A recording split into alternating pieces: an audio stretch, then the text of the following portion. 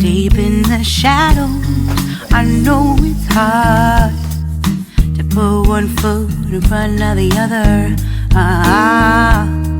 So far is the echo, where do we start? You can learn to discover a million.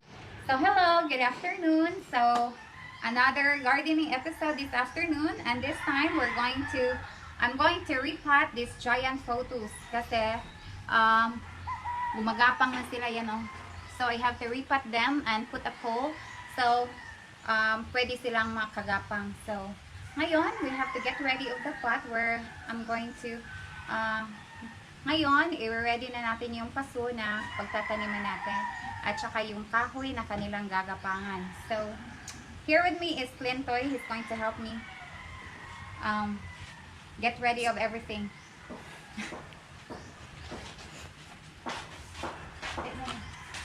So, ito yung paso namin na gagamitin sa big pot. Tapos, nilagyan namin siya ng kahoy. Sa ilalim, mga bato-bato para hindi batumba yung kahoy. Then, we'll put the potting soil. So, sige.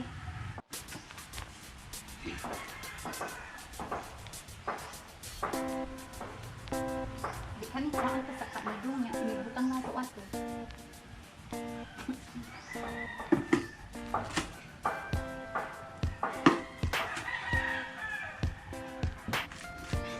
Kasi yung mga photos, mas maganda pag nakagapang sila. Mas lumalaki yung kanilang mga dahon kaysa ihangin.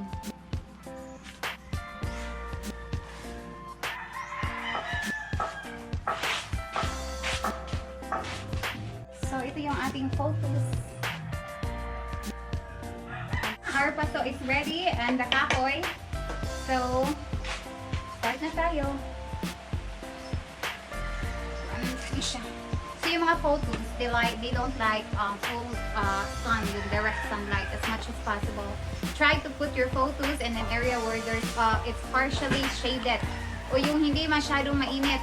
Kaya sa ilalim ng kahoy, sa ilalim ng acacia, mas maganda pag malilim. Huwag niyong ibabad sa init para hindi masunog yung dahon. So, yung akin, ilalagay ko lang siya dito sa terrace. Hindi siya maiinitan ng sobra kasi dito sa terrace namin, ano lang siya, morning sun. So, okay lang yun sa mga photos basta hindi sobrang mainit. So, ngayon, ililipat na natin ito sa paso.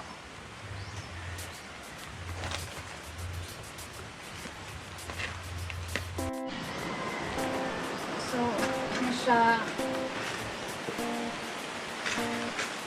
Ako, ang dami ng ugat.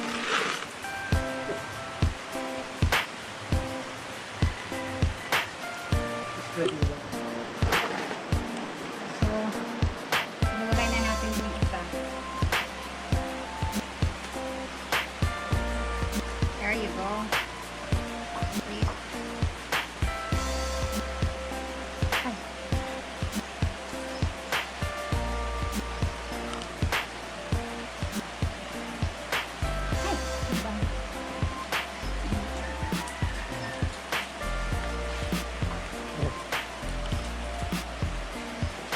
Kunti doon din. Ang mula sa baba ang talo. Hindi.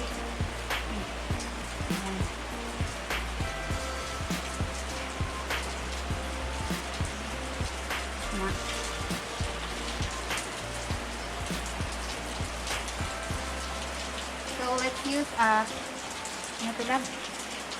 twist tie.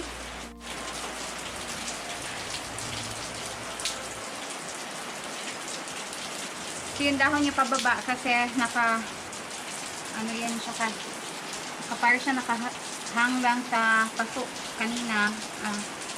So ngayon, ganyan siya.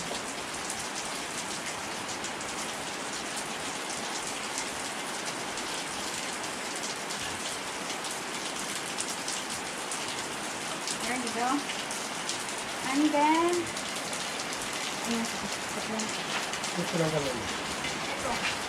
so this is our second pot.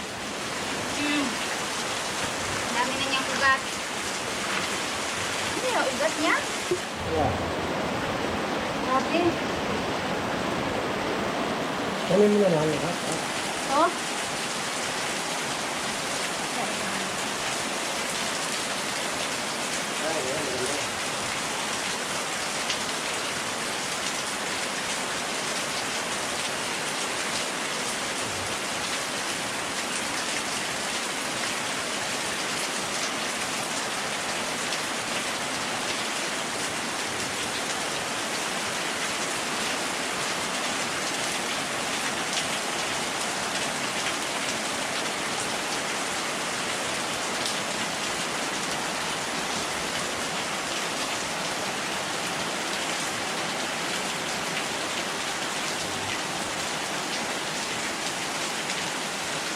pinawisan ako ah.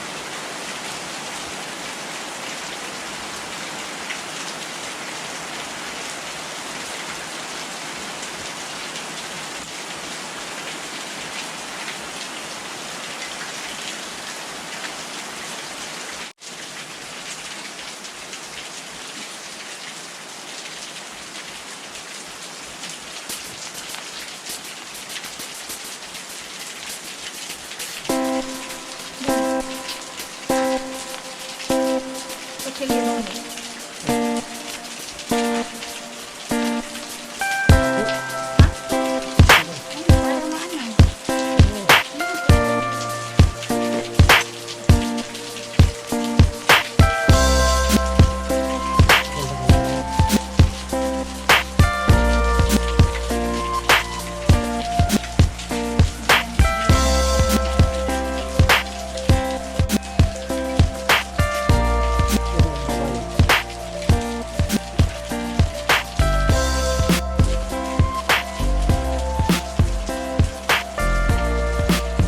okay, ngayon, lagyan na natin ng oil.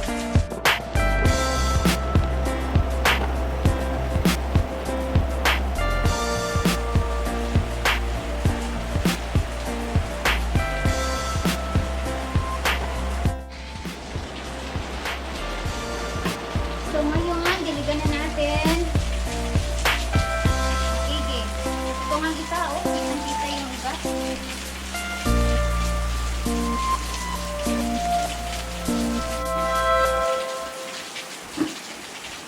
So yan, ready na, tapos na.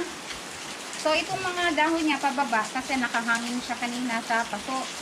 So, pero mga after a week, nakatayo na to mga to.